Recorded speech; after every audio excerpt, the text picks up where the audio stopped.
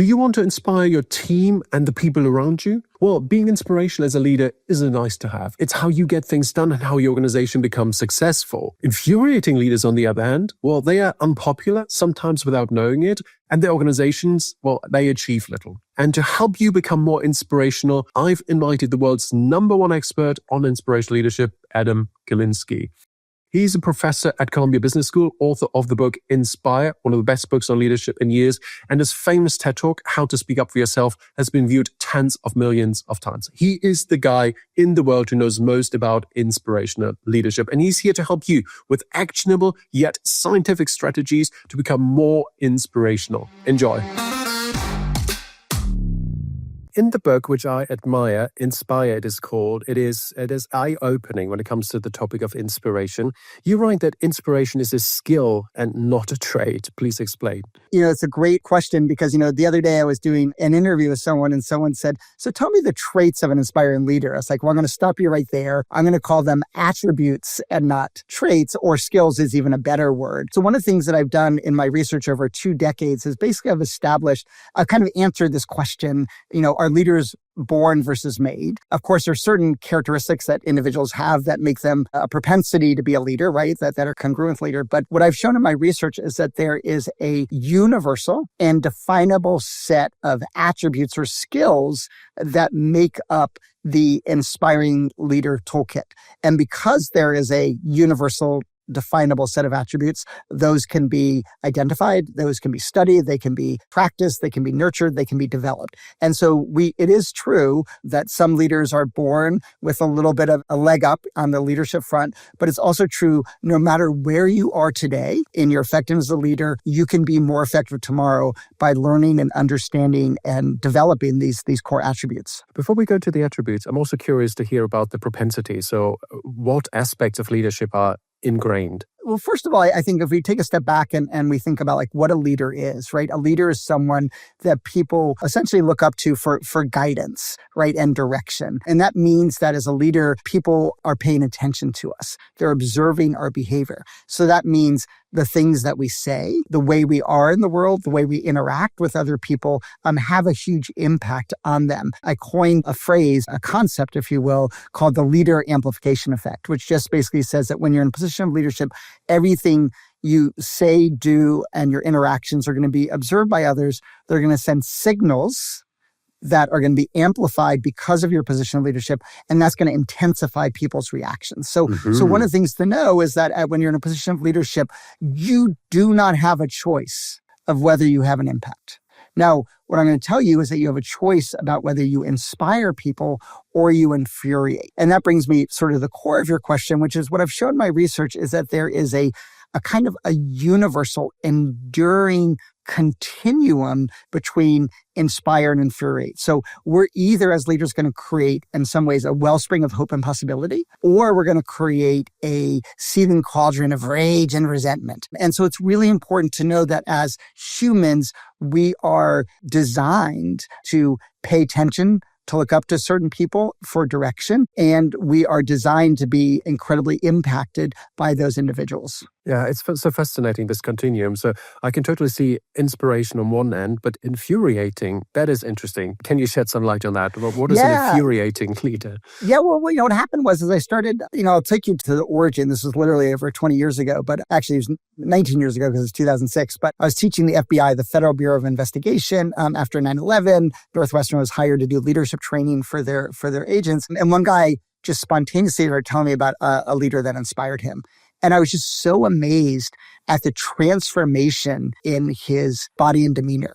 Like he kind of stood up, his eyes got sort of misty and they lit up. He had a smile on his face. And you could just see this person had changed the way he felt inside. So I turned at that point to the rest of the agents and said, "Could you tell me about a leader that inspired you?" And all of them could. And not only could they seemed to want to tell me about their leader. So I changed all of my teaching that day. And I started every time I taught leadership, I'd say, "Tell me about a leader that inspired you." Now, a year later, I was also teaching the FBI. And when the agent says like, I don't want to talk about a leader that inspired me, I want to tell you about someone else.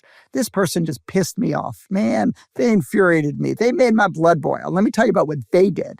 And so I started asking people all over the world, tell me about a leader that infuriated you. So I started with, tell me about a leader that inspired you. They changed you inside. Now tell me about someone else that changed you inside, person infuriated. And what I discovered really quickly, and this is probably the single most significant epiphany that I've ever had in my academic intellectual experience, was this awareness that they were actually literally mirror images of each other, and they were on a continuum. As one example is like, an inspiring leader is optimistic, right? Infuriating leader is pessimistic. Inspiring leader, right, sees the big picture, right? Infuriating leader is lost in the weeds. Inspiring leader is courageous. Infuriating leader is cowardly. Inspiring leader, is passion. Infuriating leader is lifeless. Inspiring leader is calm in a crisis. Infuriating leader is losing their head. Inspiring leader elevates others. An infuriating leader diminishes others. And finally, an inspiring leader really, is generous towards others versus the infuriating leader is just purely selfish. And so quickly I realized that this continuum, now I think this continuum, and I like the word continuum for this reason, is because a continuum really captures the fact that they're so tightly connected to each other, but also reveals that it's really this sort of innate experience that we have to judge people along that continuum. Yeah.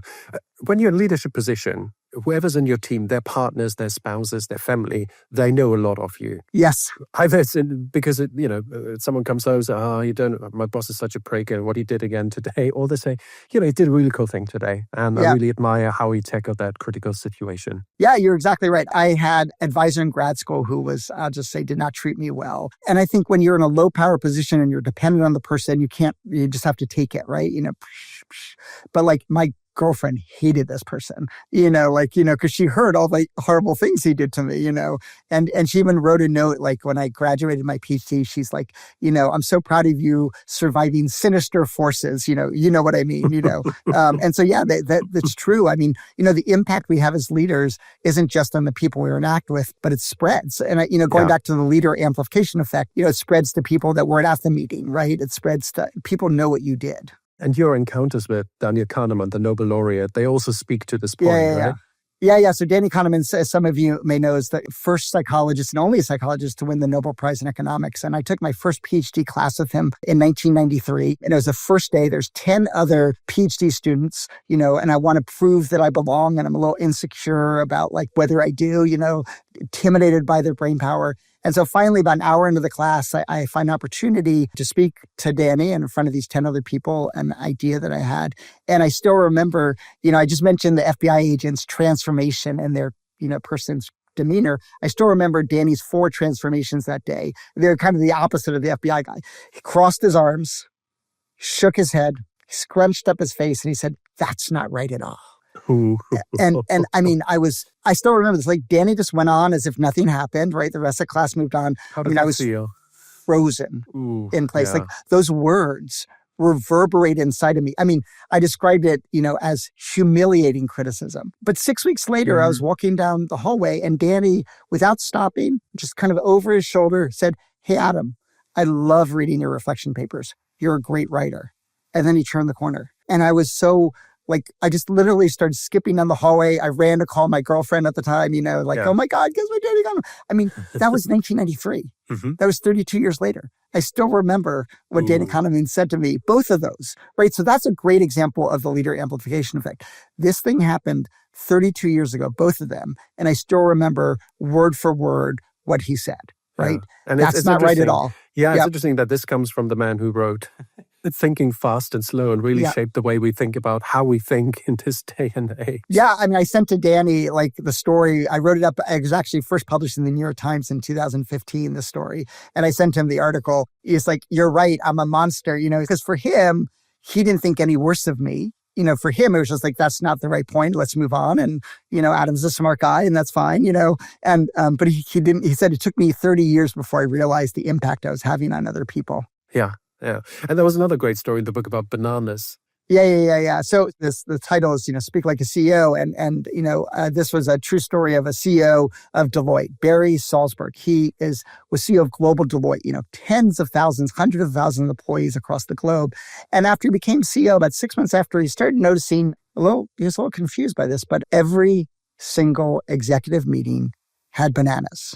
And he was like, I've been at Deloitte 30 years. Is bananas like a symbol of Deloitte that I didn't know about? Like who in this room loves bananas? So he went to his executive assistant and said, hey, why do we have bananas at every meeting? She said, oh, because you love bananas.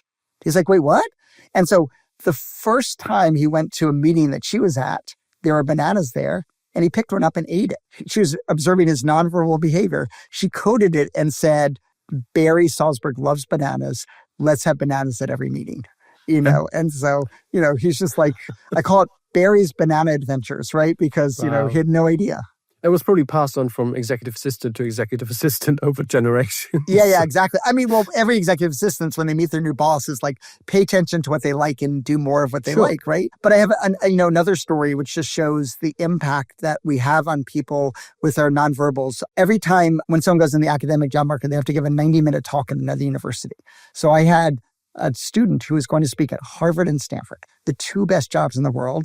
And I am happy to say that this year she got tenure at Stanford. So that's an incredible, remarkable accomplishment. But she was doing her practice research talk. And at the time I had 2 kids under 2. And I was just exhausted. And apparently I was just sitting there the whole time like this, and she was like, oh my God, Adam hates my talk. What am I doing wrong? How I got to try to change it in real time. My, never budged. And she came up to her and she was like, what was I doing wrong? Why did you hate my talk so much? I was like, you did great. I loved it. I have some ideas to make it better. She's like, you look so pissed off. I was like, oh, I'm just exhausted. And so the next time another student of mine who eventually got a job at Harvard was giving a practice talk, I was like, okay, I'm tired. I got to work on my facial expression, just look neutral, smile, whatever you have to do, because I know how anxiety producing it is. Yeah. And I think you brought up 3 really important points about leaders, right? The first is that all of our expressions impact people, verbal and nonverbal, right? So that's part of the leader amplification effect. The second thing is that impact amplifies to other people. So you mentioned people's families, other people that weren't in the meeting.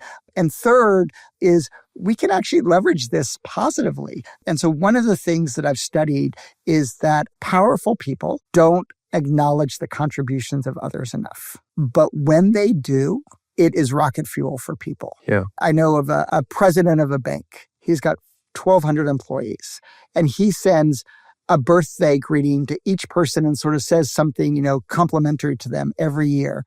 Happy birthday, Oliver. Just want to say I loved your presentation last week. Hope bowling was great this weekend. And then you see the response back and it's a novel back. Oh my God, thank you so much. I worked so hard on the presentation. Oh, bowling was horrible. I didn't want to, blah, blah, blah, blah. But you could just see the impact that had on them. I was speaking to a group of CEOs and presidents for YPO. I don't know if you've heard of the Young Presidents Organization.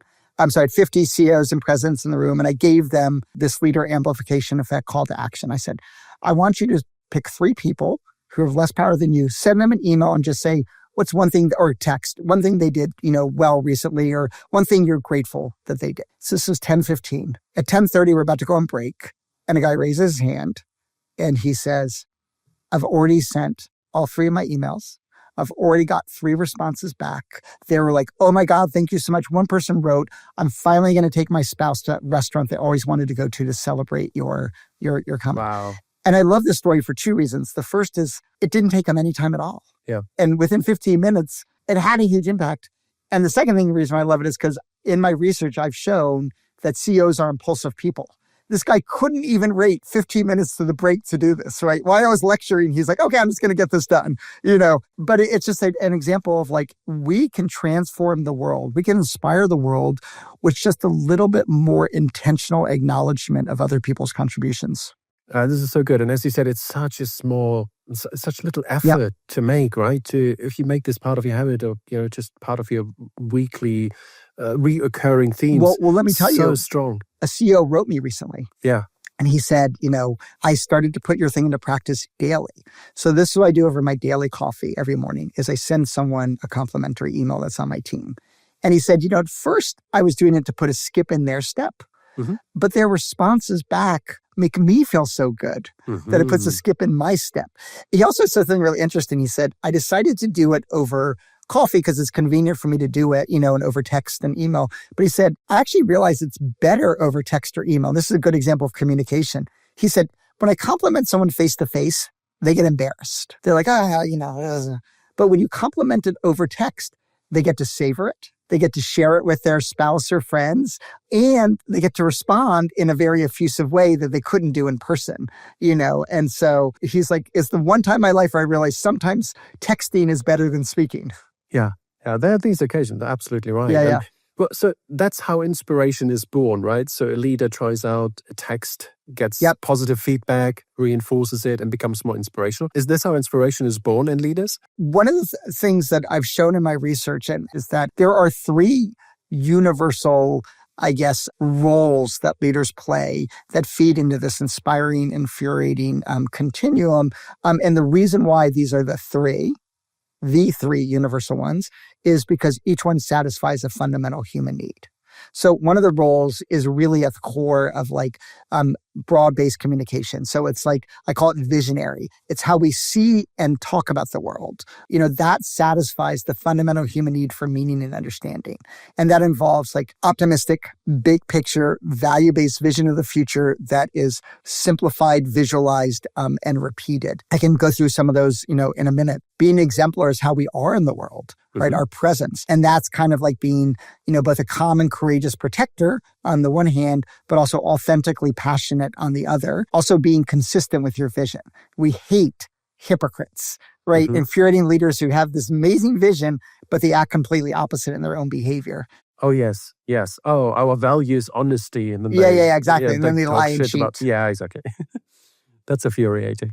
And that satisfies this fundamental need for safety and security on the one hand, but energy and, locomotion, right, on the other. And then finally, the third one is how we interact with others. I call that the mentor. And that really satisfies the need for a belonging and status. And it's about empowering people, elevating them, and empathizing with them. And people feel valued and respected and like they belong in those situations. And so those are really the 3 core roles: a visionary, an exemplar, and a mentor. Great. How can we turn that into a routine, a practice as a leader? Those 3 elements. So I love how practical this is. Visionary, exemplar, mentor, how I show up, how I interact with others, and how I talk about the world in the future. So, let's go with visionary, because that's really the core of, communication. Is I mentioned 3 things to start off, optimistic, big picture, values-based. And so one of the things that my research has shown is that reflecting on your values and communicating your values are really, really, really important. And the reason why it's so important is because when you have a core set of values, they simplify decision-making. And one of my favorite examples of this is Zoom. So most of us out there have heard of Zoom. I did not hear of Zoom until March 2020, right? When COVID happened. And we all And we all went, but Zoom before 2020, it was on their wall. Zoom, underneath it says delivering happiness. They used that to make incredibly complex, rapid decisions in real time during this crisis when they were dramatically transforming. So the first thing they realized is that to maximize happiness or to reduce unhappiness is we need the exact right number of core features for Zoom. If you have too many features, people get overwhelmed. If you have too few, they can't do what they want to do. So you got to figure out what's the right balance, right? And so they work very hard on that. The second thing is, what's one of the most infuriating things you can ever experience as a customer? And that is long wait times for getting customer service. So okay, people are going to need help with Zoom. So we need to get them immediately to talk to someone. Now, it turns out during COVID, that was amazing because lots of people lost their jobs and needed to work from home. You could just hire people to work from home, be customer service agents, but they wanted to have as low of wait time as possible, in order to reduce unhappiness. So, delivering happiness, it led them to pick the right elements of their product, but also to communicate rapidly when people needed help. And that's just a great example of that. So you have this big picture, value-based vision of the future, but you need to simplify it, right? And, there's research that's out there that you want a simple vision and you don't want more than a core set of 3 or so values, right? To really animate that. So delivering happiness is a beautiful one, right? Another one, right, is I have a dream that we want to be judged not by the color of our skin, but by the content of our character, right? That's a very simple thing. But one of the things that I'm most excited by to tell you about, it's maybe 2 sentences in the book, but it's a research project I started and has now really picked up steam, is one thing that leaders fail to communicate effectively on is how evocative or visual their language is. And so I'll give you just one simple example, then I'll tell you about our study. So Drew Carton of Wharton has shown that you can motivate employees more to produce better products. He's done this in an experiment. If you, instead of saying, our mission is to make our customers satisfied, instead you say, our mission is to make our customers smile. And now the word smile, just one word change, but you can see the smile, like you can visualize it. And so what we did is we took both UK politics and US politics, and we analyzed every convention speech of Democrats and Republicans in the United States, every speech of the prime minister running during the parliamentary elections in Great Britain, and we measured their amount of visual metaphorical language they had in their speeches, and we can predict the winner. Wow. It gets better. Okay. So we control for economic factors, GDP, unemployment, inflation. We control for political factors. Who's the incumbent, right? Whose party is already in power. We even control for popularity. What was the polls at the time of the first convention? And over and above all these other factors, the words they use matter more. As you can imagine, we're going to title the paper Winning Words, right? Because Yes. it's about the words that win. I think that's a great example. That's how you become a CEO, is by using simple visual language, but it's also how you need to communicate as a CEO, right? Simple visual language. Wow. And that often it is so hard for leaders to do that because Yes. they're trained in a very technical way to think Yep. about business, whether, from preschool to MBA, it's often very logical, analytical case studies. Not a lot of storytelling, not a lot of metaphors are included. So I can see this more for politicians who are more trained on the street and canvassing and talking to average people and finding ways that resonate with them. But again, not all of them are good at it. Absolutely. So my favorite example of this is Bob Dole. And Bob Dole in 1986 was running against Bill Clinton, and he had the best statement ever. Some of you may remember Bill Clinton had some morally questionable behaviors, right? So Bob Dole's a war hero, been injured in the war. His statement was, a better man for a better America. I love it.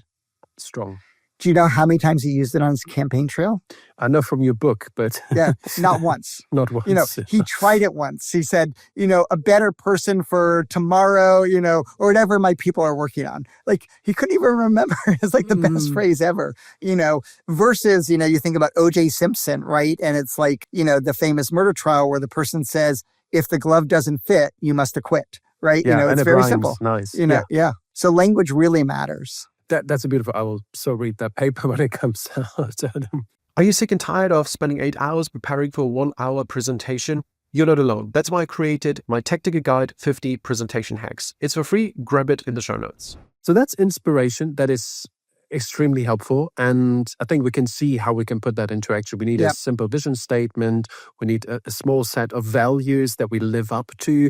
And then my recommendation to CEOs is often just every week share, why are we doing this? Where are we going? And, what's your role and how we get there? So if you just have a short video, audio, text communication every week, just to make sure everyone understands the vision and the strategy and what their role in it is. It's so empowering and so easy, literally like 5 minutes a week that make a big difference in the company's performance. You're 100% right. It's a brilliant suggestion. And I want to say it's backed up by research in 2 different ways. And the first is, think about what every song in the world has. Every song has a melody. Chorus. Yeah. Well, it's got a chorus, right? It's got a repeated phrase, right? Over and over again. That tells us something fundamental about the human mind. Yeah. We need that repeated idea said again and again and again. And I've shown in my research and other people's research how powerful repetition is. I've been an expert witness in a dozen reputation damaging trials, or trials around damage to reputation. So those cases have produced over $1 billion in settlements that I have been directly involved in. And the core part of my argument in this case is, for damaging reputation, is the more a defamatory comment is repeated, the more damage it does, right? Because it's just the way the human mind works, by equating repetition or fluency with truth value, right? And so that becomes really more. But here's the other thing I want to say why your comment is so important, is because there's another truism in the world, which is fear doesn't hear. And so when we are going through any bumpy moments in the road, we need to repeat even more often, because people can't hear. They need to hear it again and again and again before it sticks with them. On Columbia's campus, and some of you may know it there, they've been going through a little bit of a crisis. So much of that crisis is born by poor communication and the lack of repetition. I was literally on a meeting the other day with some of the most important people in the university. I'm a vice dean. I didn't know what the rules were. The president was actually not, it was about the new president coming in. I was like, the new president has to communicate the rules. Yes. Are we allowed to do X or Y? And there's a debate. People didn't know. How can we not know what the rule is? Maybe the previous person said it, but they didn't say it 30 times. They didn't say it 50 times, right? If it said it 50 times, I could find it quickly, right? Because I can look at any communication. So you are 100% right. That thing, it really, really matters. And let me just tell you a really quick story that I think really emphasizes this is when I was at Northwestern, the computer tech people had the lowest rating for customer satisfaction. And I think this is a really fascinating thing. So imagine you're a CEO and you give your computer to the tech people. They now have power over you. Yeah. Right. They control your resource. So now you're in this low power thing and now their silence is deafening. And so what would happen is it would go into a black hole. And we'd have no idea what was going on with the computer. So I helped institute a new rule. And the new rule is this. Every day at 3:00, any person's computer you have to give them an update. And the update might be, we're still waiting for the hard drive to arrive, or I'm still backing up your data and I'll know more once the data is all backed up, right? And they went from the lowest rated customer satisfaction to the highest rated customer satisfaction just because they checked in every day, right? And so CEO, they may feel like they're repeating what they just said last week, but for people, it feels like new information. I couldn't endorse what you tell people more than every single week. Tell people where you've been and where you're going. Yeah, exactly. Where are we going? Why are we going there? And what's your role in it? Wonderful. So that was visionary. That's the first dimension component. Exemplar is the second one. Let's dive into that. Yeah. I mentioned, calm, courage, and authentic passion. And I'll break those down really quickly for you. So I remember the Leader Amplification Effect. Everything we do impacts other people in intense ways. So we take on the emotions of our leaders. If our leader's anxious, we're going to be anxious. If our leader's calm, we're going to be calm. If our leader's passionate, we're going to become passionate, right? So our emotions really matter, right? Courage really matters, right? So we're looking for people to protect us. Remember that core need that we have. So part of it is being that courage. But the other is really about passion. I do this fun exercise, and I invite everyone here to do this, is I pair people up when I'm teaching or doing speeches around the world. I just did the other day with 1,000 people in the room. And I had people turn to their partner, and I just said, just talk about a passion of yours for 1 minute. And then afterwards, I say, okay, we're done. I say to the partner, what did you notice about your partner as they start describing the passion? And it always goes in the same order because it almost starts from the top to the bottom. But the people say their eyes lit up, sparkling eyes. They start smiling, big beaming smile. They start talking faster with a higher pitch, more animatedly. Start using their hands more. They start leaning in as if a secret. And I say, well, what happened to you? They're like, I started to smile. My eyes lit up. I could feel that passion percolating inside of me. But the second thing is, about authenticity. Passion, when we express it, is in our eyes, it's in our mouth, it's in our throat, it's in our hands, it's in our body. And all 5 of those things happen simultaneously and spontaneously.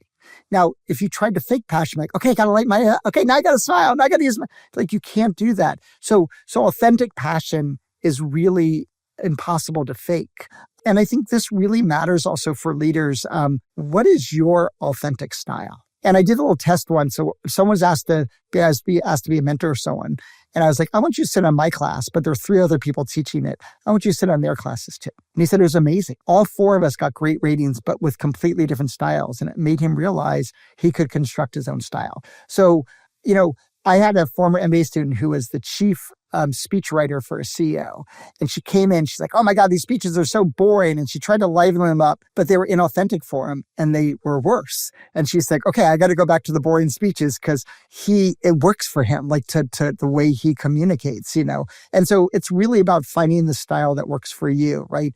Find what works for you. Yeah. There's a bit of tension though, right? Sometimes leaders quickly say, oh, it's not authentic.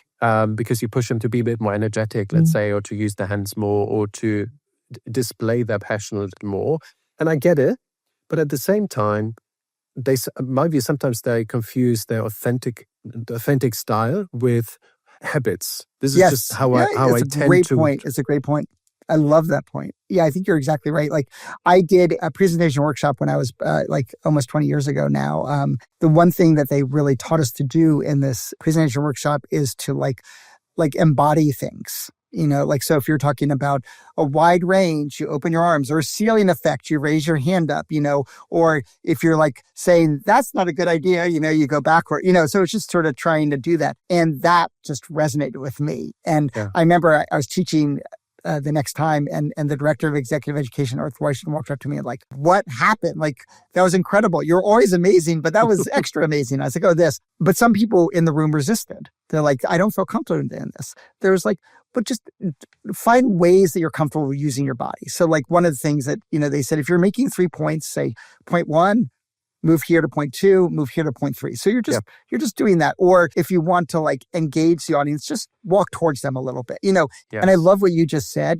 I talk about this thing when I teach about range of acceptable behavior is if this is the good place to be and you're here, well, get a little bit closer and see how that feels. And then maybe get comfortable, and then you can get a little bit closer. So you can go a little bit more visual in your language, get comfortable with that, then add a little bit more, metaphors, So do it step by step, right? And that's how we break habits. Perfect. The best communicators have range, right? And often, as you said, the range is too small to cover all the potential audiences and contexts in which we speak. Yeah. So I love that. So that was exemplar. I love that. So we want to provide safety. We want to provide reassurance. I think reassurance is such an undervalued trait or a dimension of leadership communications, because that's what people often crave. And the third aspect is mentorship. So as an inspirational leader, you also are well advised to be a mentor. Yeah, I want to go back to the word reassurance really quickly because I think it's so important. That kind of goes back a little bit to the idea of the computer technicians, right? The CEO wants reassurance that their computer isn't lost, right? And that's like a good example of that. And so one of the things that I've shown in my research is that leaders fear over-communicating, but most of them under-communicate. Frank Flynn of Stanford did a study. He said leaders were 10 times more likely to be criticized for under-communicating than over-communicating. And the under-communicators were perceived as lacking empathy. And the over-communicators, even though they're a much smaller number, were still seen as having good intentions. So like, even though we don't love the over-communicators, we know that they're trying to do the right thing, right? And so that's why, the single biggest mistake that we make as leaders is thinking that we can only communicate when we have new information. Right. And that's why we told the community technicians, it doesn't matter if you have new information. You just got to give an update. Right. And so your point about every week, say where we're going, what our role is, why we're doing it, but also, even if there's no updates, you can still do that. Right. You can still stay the course, right, if you will. I think that's so important. Now, the reason why I also like reassurance as we go into mentor is because reassuring people really requires taking their perspective and empathizing with them and understanding what they need. Right. And, we need our leaders to communicate. One of the things I think that we've discovered in our conversation, and I love this conversation so much because you've given me a new way of looking at everything, is that I think about visionary, I think about example, I think about mentor, and I often code it in my mind that visionary is about communication.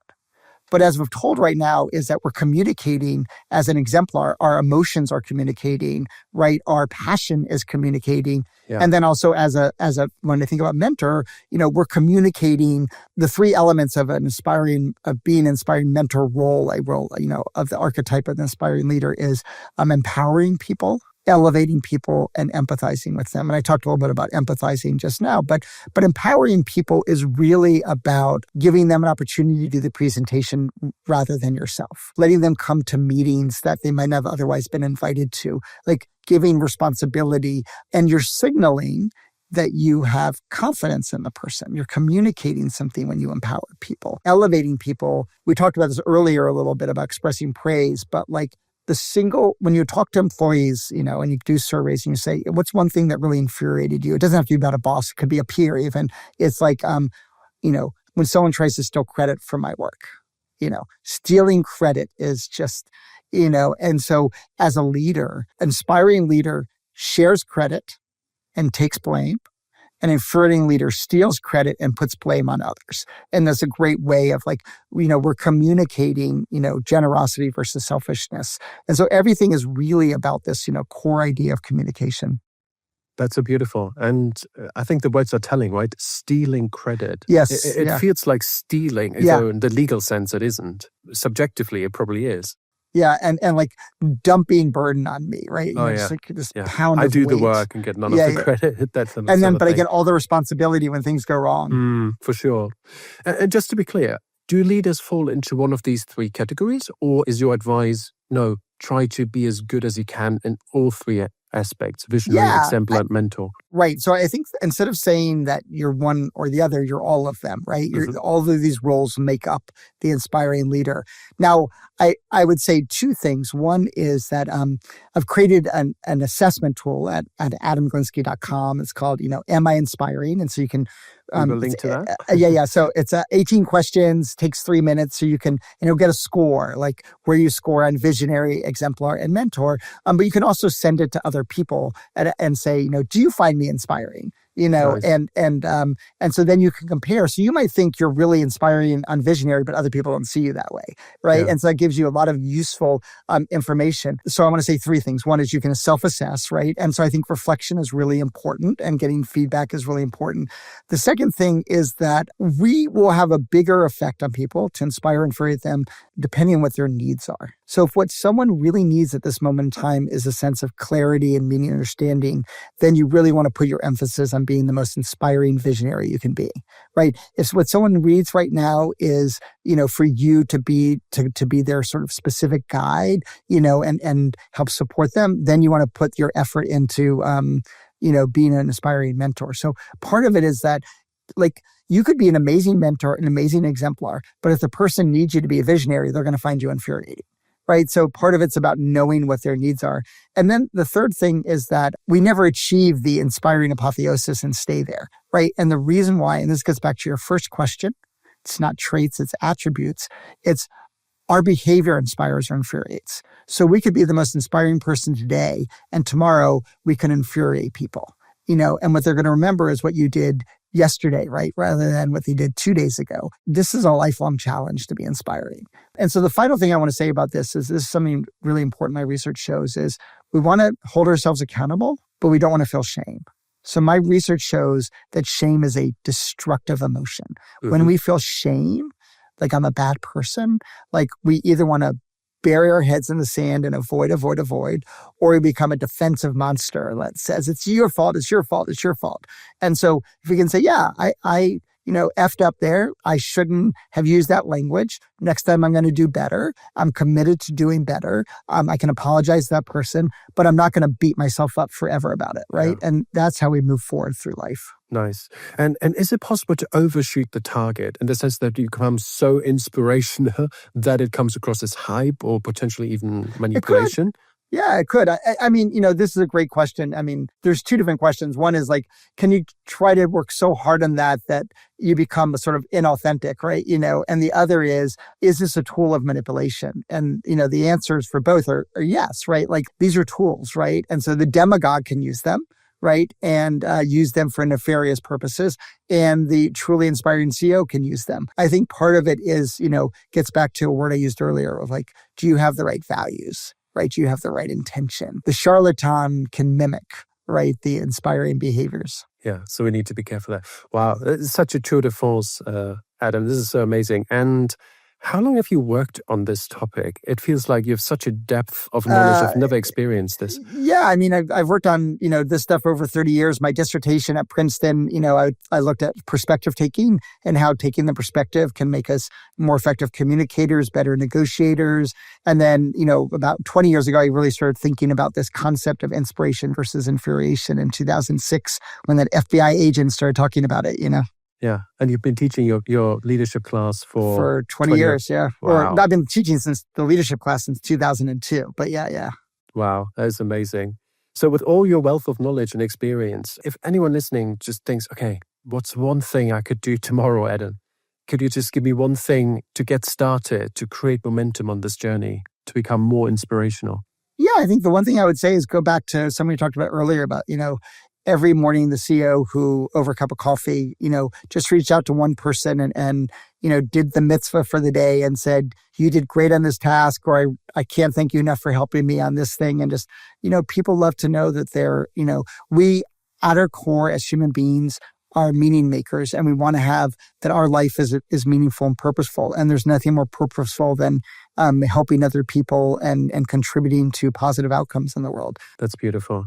And this is always my final question. What's your best piece of communications advice? Probably the best thing I would say is repeat, repeat, repeat. We just do not repeat our core ideas enough. And, songs have a chorus. You tell CEOs to repeat at least once a week, where you're going, what your role is, why you're here. Like repeat, repeat, repeat. Yeah. Beautiful. Adam Galinsky, where can people find out more about you and the book? AdamGalinsky.com. Perfect. And we link to that. The book is called Inspire, the Universal Path for Leading Yourself and Others. It's a beautiful book, and it's wonderful example also of storytelling in leadership books, which is sometimes lacking, but these stories stick. These are so good, man. Eco stories. So I can recall them weeks later without even having to think about it. The banana speech, banana story, the leadership amplification effect, Danny Kahneman, beautiful storytelling as well. Thank you so much for your work. I appreciate you. Appreciate your work. Oh, thank you so much. It was so much fun being here. And thank you for listening. See you next week. Thanks for watching. If you like this episode, please subscribe to the Speak Like a CEO channel. It means the world to me, and it helps us keep bringing you world-class insights and guests.